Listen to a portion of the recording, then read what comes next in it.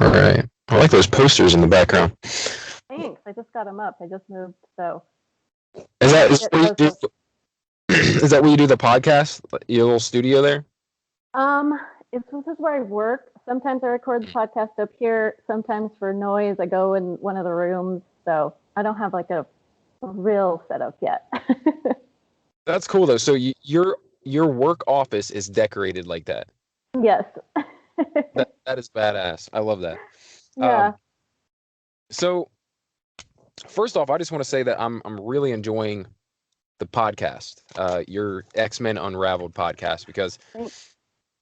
I think my favorite thing about it is that you have a real world history background and you kind of infuse that in there a little bit, especially when you're talking about events like Magneto's origin and stuff like that. You can talk about the Holocaust and stuff. So I just think it's really cool that you, I don't know if that was what you intended going in, that it would, that it would play a part, but it's cool that that it works so well together.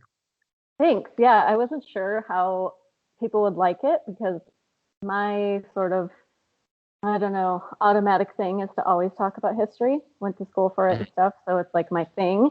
And then I was like, am I putting too much history in the podcast? But when it was Magneto, I was like, I don't care. Like this, Yeah. it's too important. Like people can deal with it. Yeah. Yeah. And I think, honestly, I mean, have you ever thought about doing a straight up history podcast? That's actually a funny, sad story.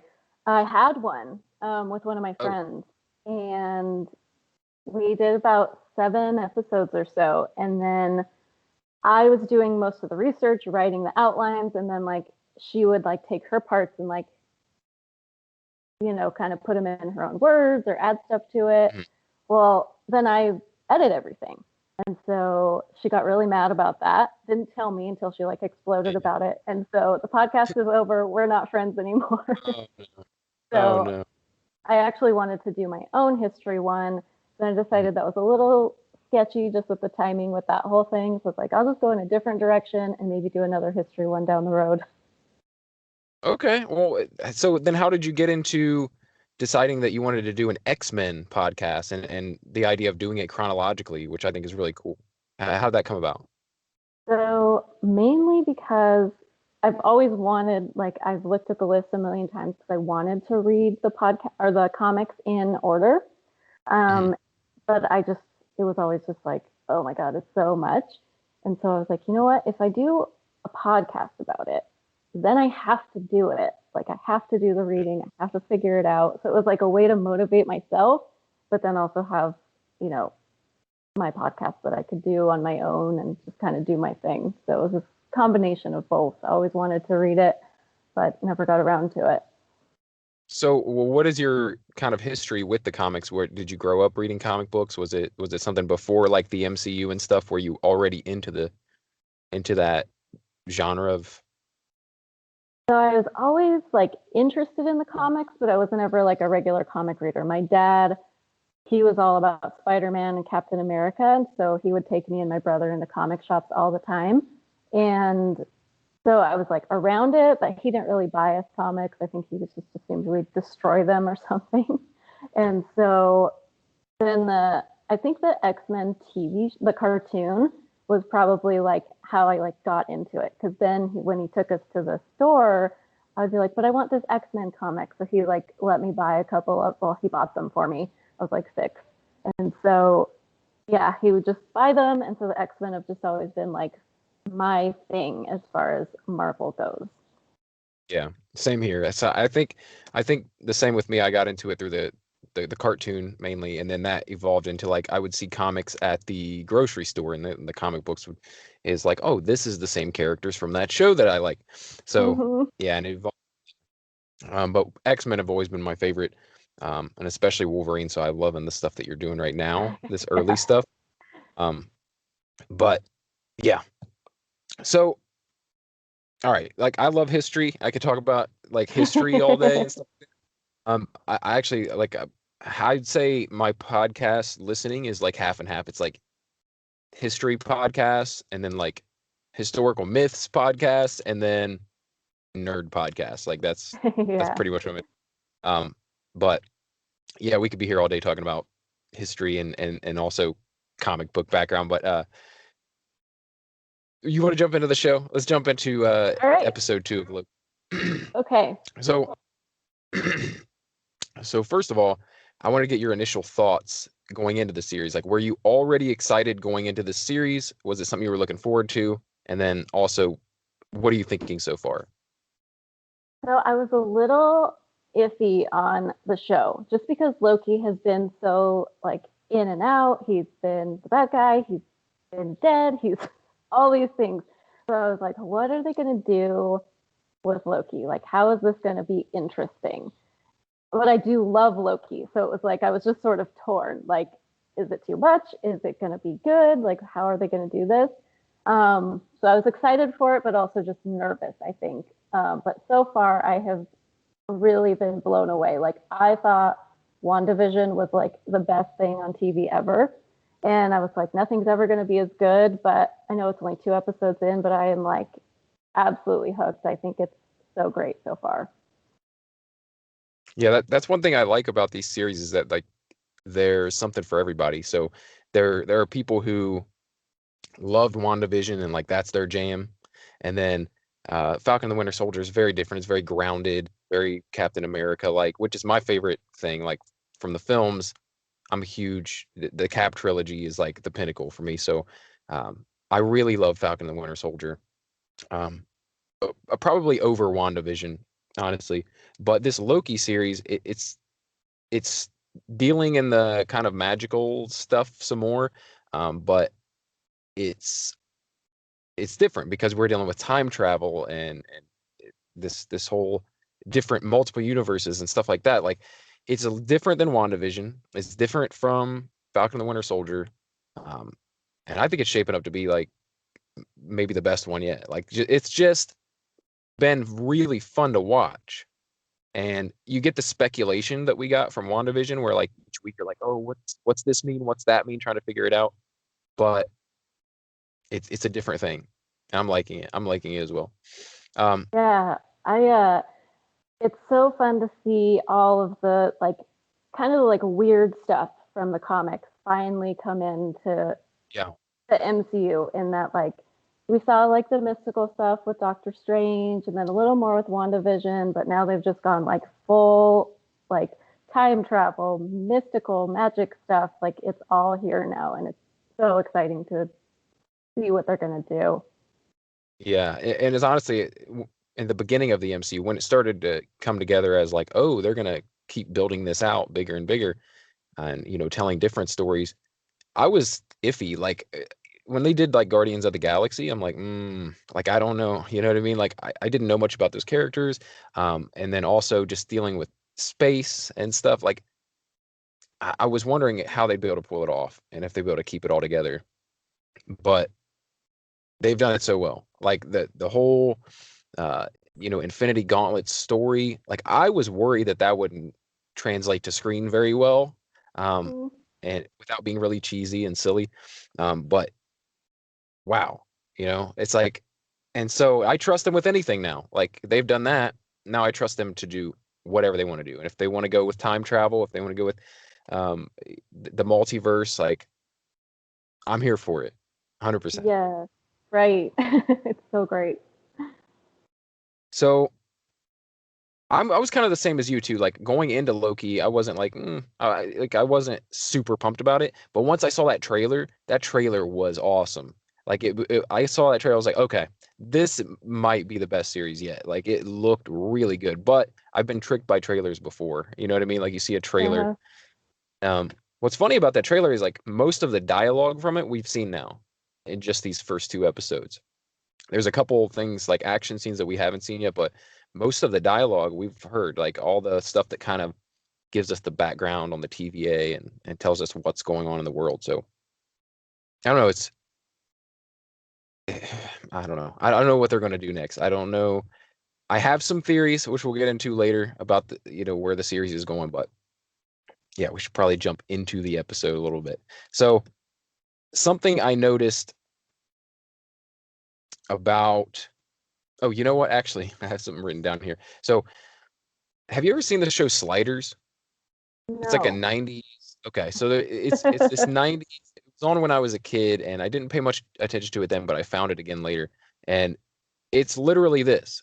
Okay, it's kind of like a quantum leap type thing. It's like, um, or a Doctor Who. It's like, but it's the multiverse. So this group of people are stuck jumping from multiverse to to different universes, different versions of the world they know.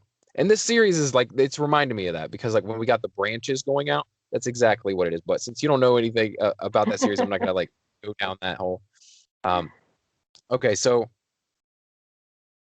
something I noticed in this episode, and tell me if you noticed this too, was how, and it might be just the whole series, but just how dark it is.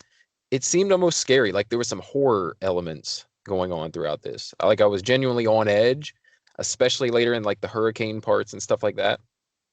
It felt kind of creepy. Like, did you get that vibe? Yes, it was. And the first time it did that was when the other Loki drags the TVA agent through the door, and she's like unconscious, and you don't see who it is. It's just a shadow. I was like, ooh, that's kind of creepy. Yeah. Yeah, and then it just continued throughout. Like after, once we got, whenever we're hunting the variant, and actually in the room with them, it's scary. It's like I Mm-hmm. was waiting for jump scares the whole time, which I didn't expect from a Loki series. Like I'm gonna be like, looking around every corner, but it's interesting that they did that. There's like a horror element to it. Yeah, I So, like it. and how perfect is it, like that we're watching this series, that we're dealing with all this idea of like how things could turn out differently if one thing was changed. That the next series we're getting is the What If animated series. I find that really interesting because when I first heard about the What If series, and even though I saw the lineup, I just kind of thought of it as this little standalone fun thing, that played with the MCU characters. But I wasn't thinking it would be like super relevant, but I think it's kind of relevant. You know what I mean? It's like it's just going to kick us further down the road of the multiverse and like make us think about the idea, the concept of it. It's really cool. Yeah, it reminds me a lot of Into the Spider-Verse, where it's like it's not just Yes. playing with the idea of what if, but it's what if that was the actual thing, and like maybe it is somewhere. And so yeah, I thought it was just Yes. going to be like this little fun side show of playing with ideas, but it's like no, they could be real stories. Yeah. Yeah, I find that really interesting. I don't think, even if it's not like where they're saying, "Oh, this is really happening in other universes," it still puts us into the mindset of like, this is the world we're in now with the MCU. Like, there are multiple universes. Things could be happening like this. So, all right, let's actually get into the episode here. So we open with the Renaissance Fair, right, in Wisconsin, 1985, and very quickly the audience gets the reveal of the Lady Loki, but no one else finds out till later. But people have been speculating on this for a while, and I think it's because some people let it leak. I think some people got some early views of the first two episodes. But what do you think about this? What do you think about this Lady Loki character? I think she's so interesting. I don't know if I, from what people described or like, kind of guessed about the series, it sounded like people were pretty sure that it was going to be Lady Loki. And I was like, well, if that's what people are expecting, maybe it's not going to be Lady Loki. Right. But yeah, when she did show up and it was like we finally got to see, I was like, okay, now this is going in a whole different direction.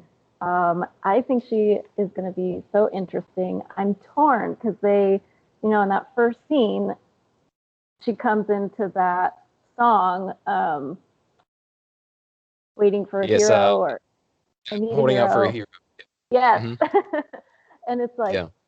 at first I thought it was just fun, but as the episode moved along, I was like, is she going to be the hero? I'm kind of leaning that way now. I don't know. Yeah. Same. I'll dig into it later when we get into like at the end of the episode. We talk about like what we think is going to happen going forward. But yeah, I'm thinking along those same lines. But that was a great choice though. That just that music, it works so well in that it was very much like a Black Widow esque, throwdown. It was pretty cool. But that song worked perfectly there. And I don't know if you like, I don't know how much you pay attention to like the pop culture stuff that's going on generally, but that song has been used like 3 times this week in like major pop culture things. So, um, Kevin Smith made a new He-Man series for Netflix, a new Masters of the Universe series, and they put out the trailer for that to that song. Like, and then I guess it's in the trailer to a new video game that's coming out. I didn't see that, but I heard about it, and it's like all in the same week. It kind of sucks for the people who were like, "Oh, this is gonna be unique. No one's gonna expect this," and then like the same week, 3 different things use the exact same song. But I thought it worked perfectly here. It looked really cool with the little fight scene. Yeah, and it Fight. reminds me of all the like fan videos on YouTube when they like put together all the fight scenes and with some cool song behind it, and it was so fun to Yep. see that in the show. Yeah, yeah. It was like I don't know when what is it when art what's the saying? Like when art follows real Oh, when life. art imitates life. Yes. That's exactly what it was. It was like, yeah, it was like someone put together a fan compilation to that song. It's perfect. Yeah. Okay, so after that initial scene where she takes C20 with her into a portal, disappears, again takes the time charge things. Yeah. I don't know what they're called. I always forget what they're called. Reset Uh, things. Yeah, they have a name. yeah, they do. So after that, we catch up with Loki and Mobius, and they're working away at the case. They're trying to figure out where this person could be taking this TVA agent, where they could be hiding. And Loki gets this like last chance to prove himself useful because the TVA is not happy with his performance so far. But so let's talk about this scene with Renslayer and Mobius. They're having this conversation like in the chambers, and we got a couple references in here to the Timekeepers, and we find out that Renslayer is supposedly like in close contact with them. You know, she's on the inside, but Mobius has never even met him. He's never even seen the Timekeepers. He has no idea. I don't know. I feel like it's important though. Like something about this scene is important. Some people are wondering, like, do the Timekeepers even exist? Um, people said that Renslayer in the comics is like a romantic interest of Kang, and people were saying that Kang might be involved here. I don't really want to set myself up with the Kang stuff just because like I'm still a little sore from Mephisto, Mephisto in a WandaVision, but and plus I would have no idea what I'm talking about because I don't know a lot of background on Kang. But what do you think about this scene between the two here?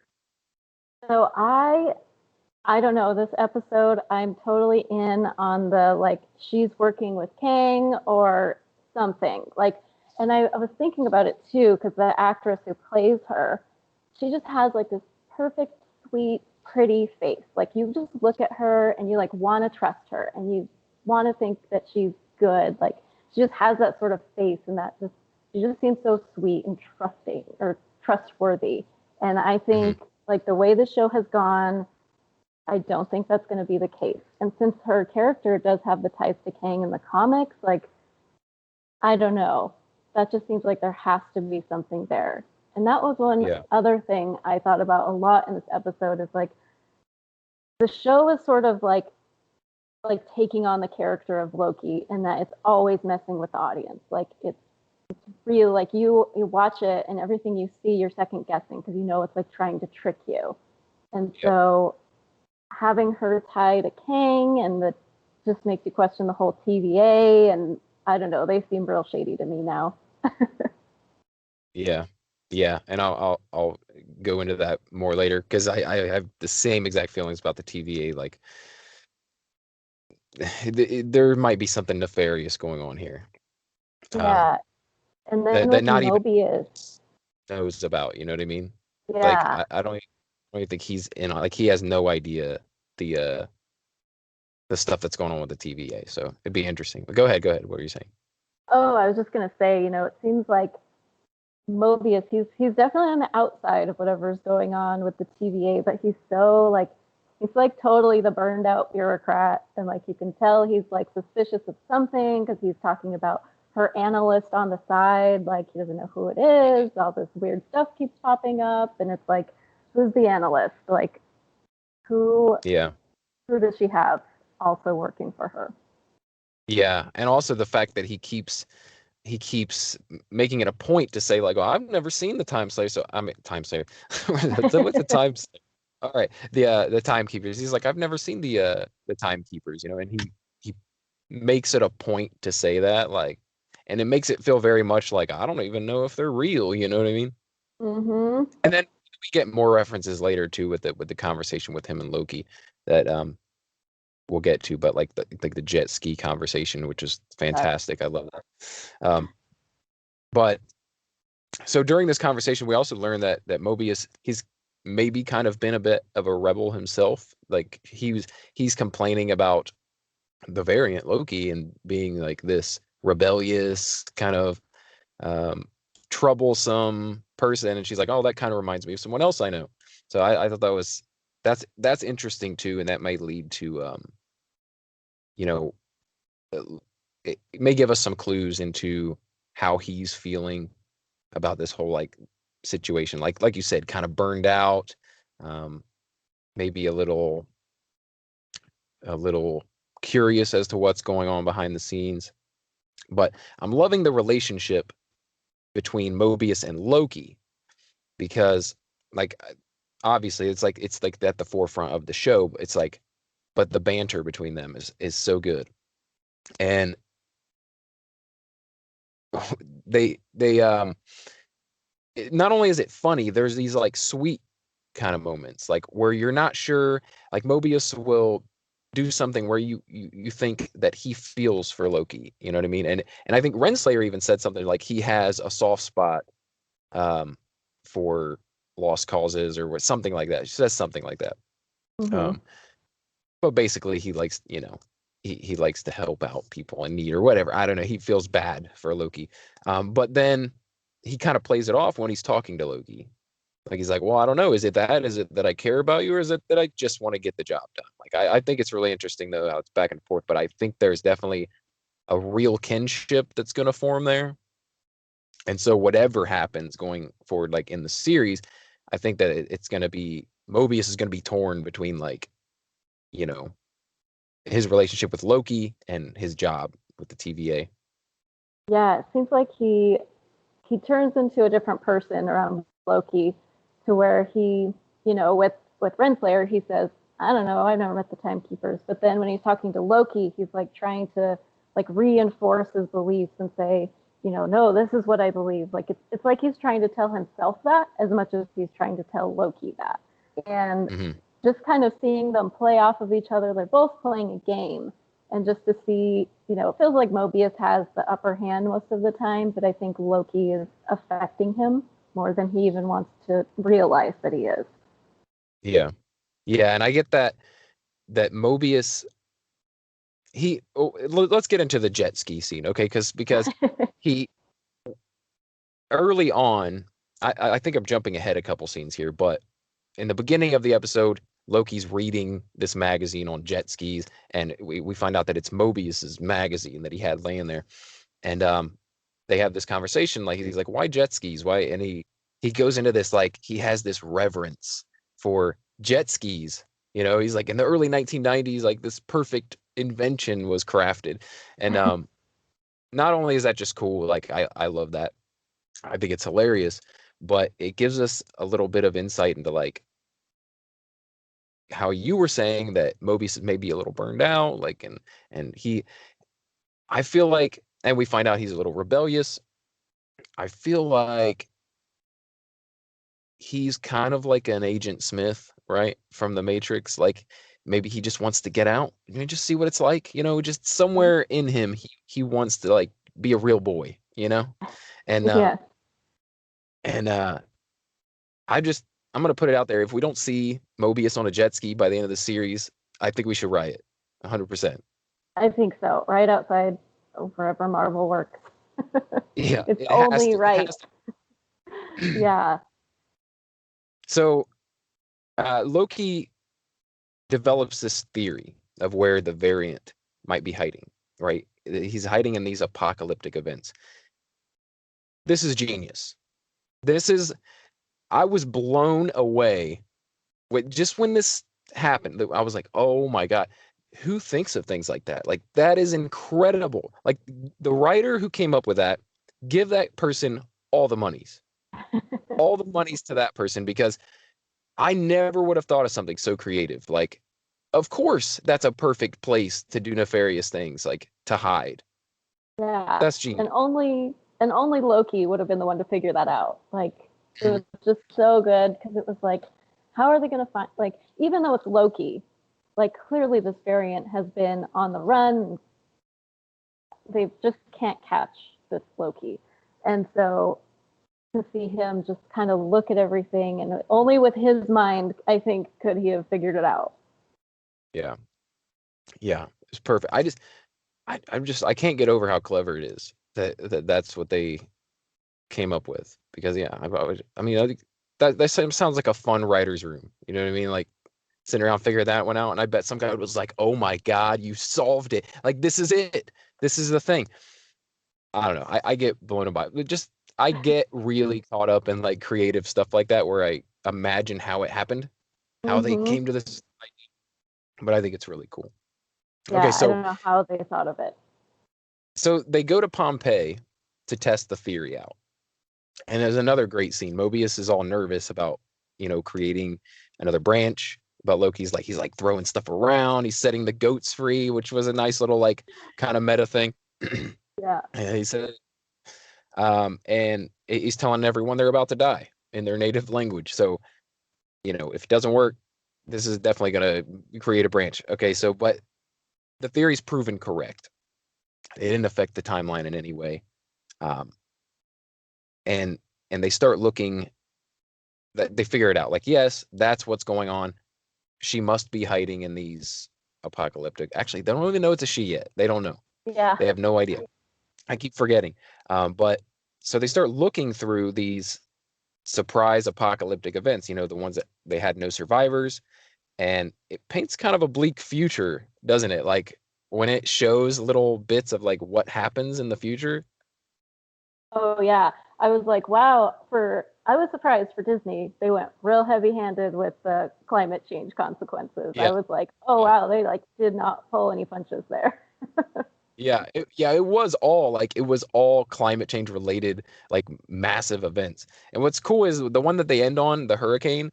Apparently, meteorologists have now had to recalibrate hurricanes because they say it's a class 8 hurricane, which, Oh, the hurricane scale only goes to 5. It's that's like a right. Yeah. category 5, and so this is a category 8 that destroys this town. And so okay, let's get into that. So they figure out that this is probably the event because of the bubble gum that the variant left behind in an earlier scene. And this is the one that it must be, or they're taking a gamble that this is the one that she's going to be at. So they go there, and then that's when we get this really, like I said, creepy, scary, almost like horror movie feel when the agents are moving through and um, searching through this. Basically, it's like a big box store, right? And another another interesting thing that feels kind of meta to me. Okay, so it's all about like, this is a corporate city, and they basically, the whole city is owned by this corporation, and they have this big box store here and everything. But I think it's funny because Disney is like this giant, it's like this giant mega corporation that buys up everything around it. So it's kind of like almost poking fun at themselves a little bit. I know. I wonder. I feel like the people who wrote it had to know that. Maybe the Disney execs didn't quite catch on. Maybe they're a little blinded to the reality that they are that corporation. Yeah, it's very funny though. And very much mirrors real life. Like I said, Disney. Then you've got big box stores that totally, make the small business owner irrelevant, especially with like COVID and stuff. I feel like it's all very it's very kind of, it's on the nose. It's like, yeah, feels a little bit Yeah. like real life, and it scares you because it's like, is this our future? Giant box stores being destroyed by climate change hurricanes. Like, this is what we're Right. looking for. Okay, so we finally get the reveal of to the TVA, or at least to Loki, that this is Lady Loki, this different version of himself. And something we learned earlier in the episode is that these variants, some of them have different powers. They have different sets of powers. And that's how we're introduced to her, how Loki's introduced to her. And I think it's really cool how she's like transferring her consciousness to like different bodies. It's very cool. And Mhm. that's another, I hate to do this pop culture reference thing, but like there's another movie from the 1990s called Fallen. I don't know if you've ever seen that with No. Denzel Washington. Strike two. Yeah. Yeah. It's the same exact type of thing. It's like this ancient demon who can transfer himself to different bodies by touch. So Okay. creates a lot of chaos. Like you never know who the person is. But I thought it was clever that they gave her that power. It's a pretty cool way to introduce her through showing like, okay, first it's this guy, then it's Randy, right? And then it's, Yeah, Randy. yeah, and then but eventually she reveals herself, and it's pretty cool. And I like the idea that Loki feels insecure, that this Hmm. Loki might be a more superior Loki. He all throughout the episode he's calling it the inferior Loki, the lesser Yeah. Loki. Um, And I've loved but I, Mobius playing on that and saying, well, maybe this is the better Loki, and that makes you lesser Loki. yeah, and it seems like, at least it kind of seems like this is a superior Loki. Like she's definitely outsmarting people in a way that Loki can't seem to. And I think I think it's really, I don't know. I think it's a cool dynamic though, that like Loki is kind of like, he's gonna, I don't know, he's intimidated, right, by this other Loki, and it's gonna be interesting to see if they do team up at any point, right? How that Hmm. plays out. Will still be playing her as well, just trying to like get that one last one up to be like, oh, see, I am the superior Loki. Yeah, I think that's the one reason where I'm like, I don't think two Lokis can really be friends or allies in in the long run. They're both have their own, you know, plan, or they're always going to be wanting something, and Mhm. so yeah, I have a hard time seeing their alliance, if there is one, lasting very long. Yeah, I think another thing that she says to him is, because he's like saying, "You're me, I presume," and she's like, "Well, if anything, you're me." So I wonder, I wonder if that's a stab at just like her being the superior Loki, or it might be like maybe that is like, I don't know, maybe that is Loki, how he turns out after a certain point of time, um, and that she's more of a future, like a way far in the future version of the character who knows a lot more. You know what I mean? So like, Yeah, she kind of saying like, well, you're the past version of me. So if anything, like you're me. I've that already I hadn't done all even these. thought of that. Yeah, that makes a lot of sense, because in one of the files, I think it was in the first episode, they put Loki's sex as fluid. So yeah, it Mhm. could just be a further down the line Loki who, you know, for right now looks like a woman. So yeah, Right, that exactly. totally makes sense. And like, also this Loki seems like way more evolved, because she has a goal, she has a plan, like she's following it, she's not getting distracted. She like, and she doesn't seem to be in that competition. Like she knows she's better. She doesn't really need to prove it. She's like, I've already done that. And so, yeah, I think, yeah, she's kind of a more evolved Loki. So her being from even further in the future makes a lot of sense. Yeah, like I almost feel like she's been through the exact same thing that he's doing right now already. So Mm-hmm. it's like, it's like she's like laughing at it in a sense. She's like, please, like I've already done this. I've worked for the TVA. I've done all this stuff that you're doing. Already been. I know where you end up. Like Yeah, that's. I don't know. I don't know if that's. I guess that's kind of just my little theory of it. But I like it. um, So let's see.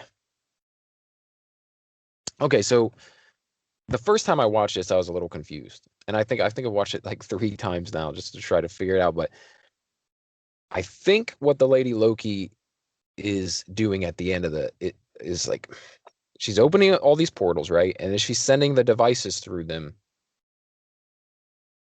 And from what I gather, it's just like sending these kind of like reset disintegration devices, right? And it just affects the area it's going to. So it doesn't like affect the entire timeline, doesn't clip a branch.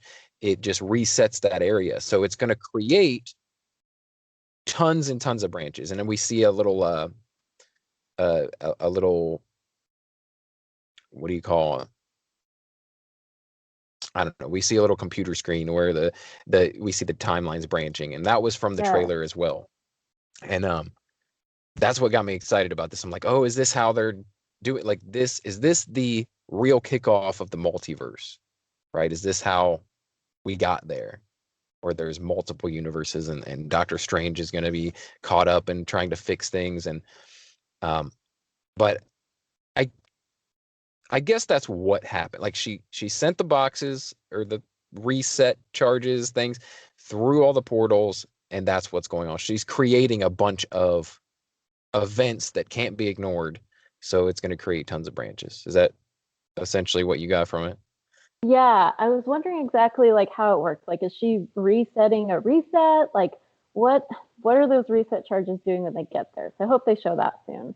But Yeah. yeah, and then they've really like driven home the point that like there is a point where like the TVA can't do anything to reset a branch again. Like they've really focused on like that red line. Like once you're past that, so I wonder how many are they going to be able to catch? Is how Hmm. many branches is she creating? Because she had a ton of those reset devices. Like they've clearly been looking for her for a long time.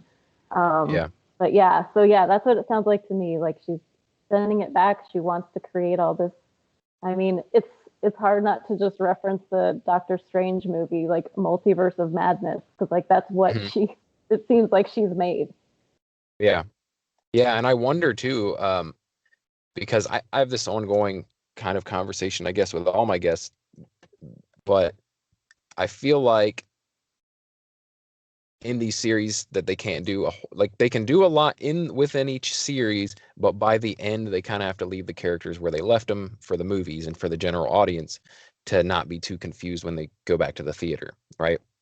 um so at the end of Falcon and the Winter Soldier, Sam has the shield just like he did at the end of Endgame. And then the same thing, like Vision is still dead. We have a new weird white Vision, but the original Vision is still gone at the end of WandaVision. Um, but this series, I feel like, can do a little bit more because our version of Loki is dead. This is a literally a variant on what ended up happening to Loki. So I feel like they can do more with that character. They don't have to leave him anywhere specific, and also with them kind of introducing this whole sacred timeline and everything, I feel like that's massive. Like that's it. If if at the end of this series the timeline is still messed up, and that's what we're working on in the supposed Spider-Verse film and in the Multiverse of Madness. If that's how they do it, then I'll be really surprised. Like because though they will have changed so much in one series, so I'm kind of skeptical about that theory. Like I don't know, they like they could. I don't think at the end of this series that they're going to wrap it all up in a neat bow. I think it's going to be open ended. I don't think they're going to be like, oh, we fixed the timeline. Yeah, I have a hard time thinking that they would be able to put this back in the box. Yeah, well, and that's the thing about this series. I feel like it has potential to be like massive, right? They could totally do something huge like that, but I'm afraid that they won't. I'm skeptical that they won't because of, like I said, with the other series, they kind of held back a little bit. So if they do it, if they leave it open ended, this is my favorite series. Like if they make a massive change like that, it will cement it as the best series yet because it's huge. Yeah. Yeah, that's like huge consequences, and they're not like, I mean, I wondered that too, like about the shows, like, are they going to be self contained? How much, how are they going to reintroduce these stories that happened over several episodes into the movies? And I wonder, I was thinking about how the scene and how they did, like, there's two important shots, the reset charges and the screen with the timeline. So I think they could just leave it open and just in the next movie or whatever, just play those two shots. Here you go.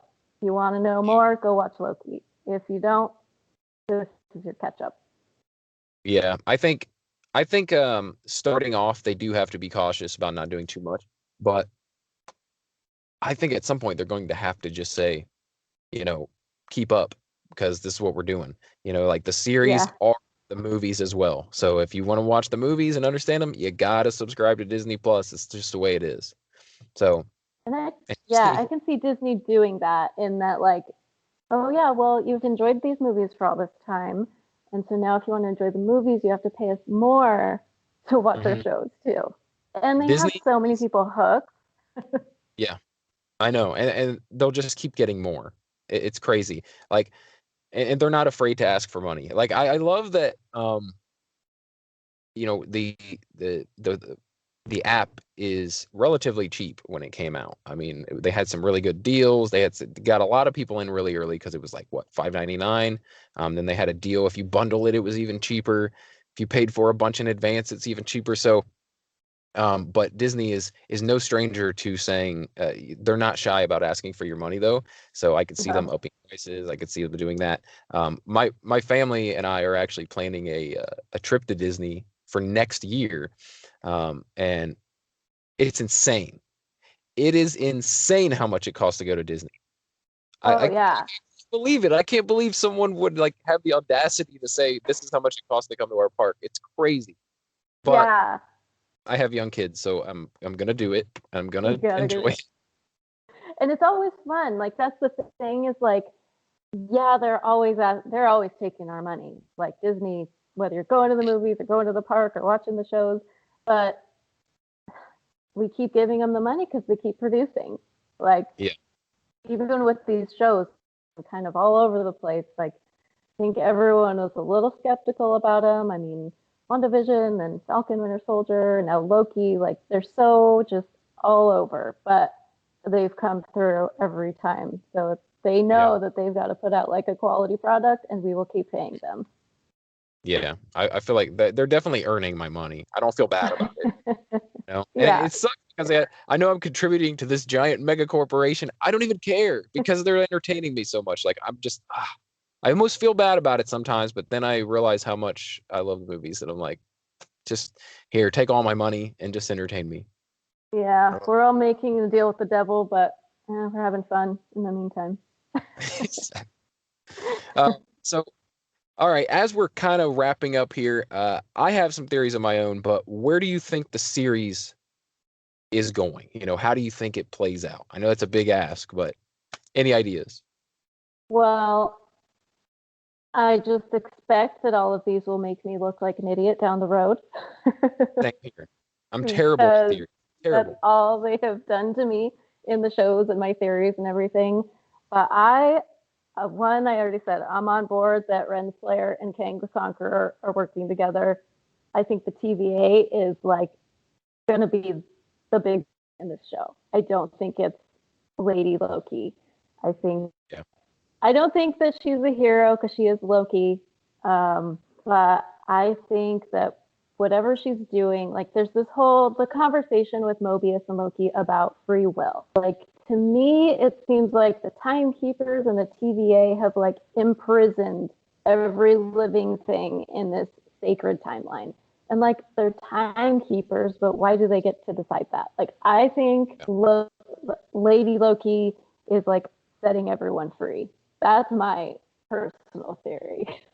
Yeah. She's not a terrorist. She's a revolutionary. Yes. I think I thought about this the other day because I was thinking about that same concept, and I was like, can you imagine if instead of Loki, this was Captain America being faced with this?